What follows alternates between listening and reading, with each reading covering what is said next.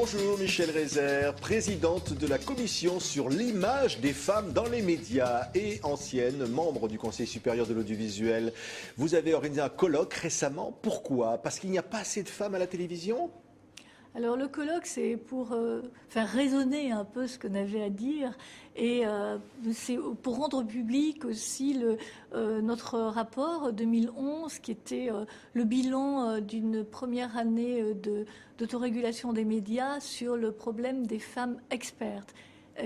Puisque l'an dernier, vous le savez, on s'était engagé, tous les patrons des médias, presse, télévision, radio, ils avaient signé un acte d'engagement pour changer un petit peu la donne, puisque notre premier rapport en 2008 avait objectivé un fait que tout le monde peut vérifier en regardant la télévision. Il n'y a pas assez de femmes à la télévision? Non, c'est pas ça. C'est pas qu'il n'y a pas assez de femmes à la télévision. Nous, vous savez, on travaille que sur la représentation des femmes dans les médias et le décalage qu'il y a entre les femmes représentées et leur réalité professionnelle. Et il se trouve que notre premier rapport en 2008 avait mis en évidence que non seulement les femmes étaient sous-représentées, mais qu'à l'intérieur de cette sous-représentation, elles étaient représentées de façon particulière. C'est-à-dire il y a une sorte d'invisibilité. Oui. En gros, dès qu'il s'agit de savoir, on tend à plus de 80% le micro à un homme. C'est-à-dire à des experts en particulier pour comprendre une situation. Oui, on appelle plutôt un homme. Dès qu'il s'agit de choses un peu lourdes, de savoir,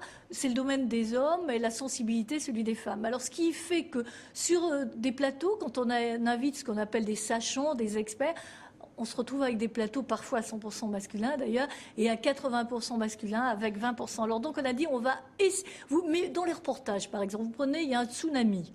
Bon, c'est un homme qui va vous expliquer le phénomène physique. La femme va parler de cette douleur, d'être victime d'un tsunami. C'est ça, c'est-à-dire on renvoie aux stéréotypes hommes-femmes. Nous, on est là d'ailleurs pour tordre le cou aux stéréotypes.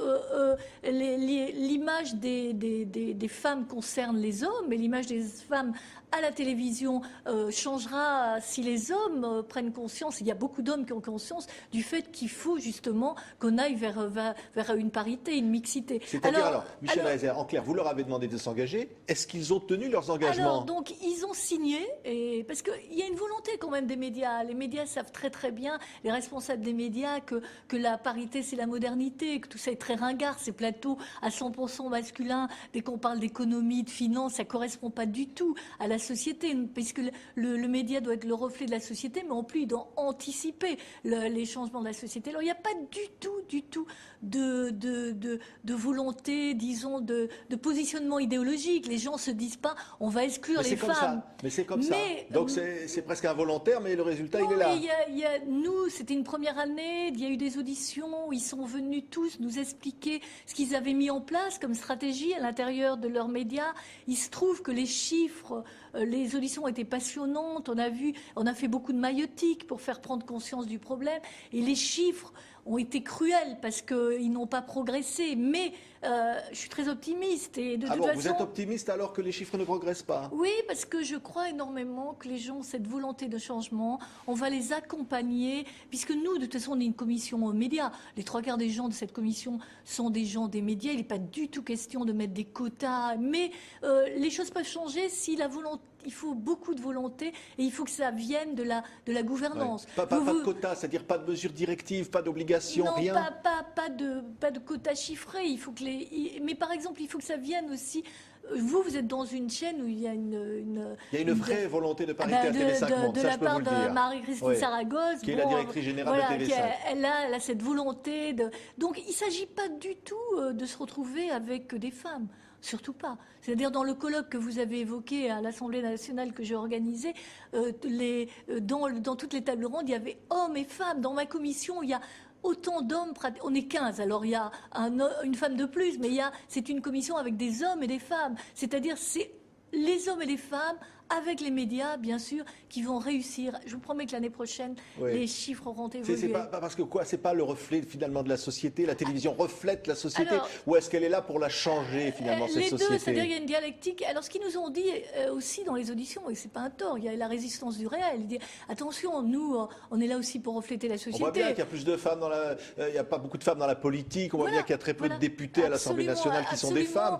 Absolument. Donc, mais quand sur un plateau, on évoque des sujets, on évoque n'importe quel sujet, un petit peu un sujet de fond.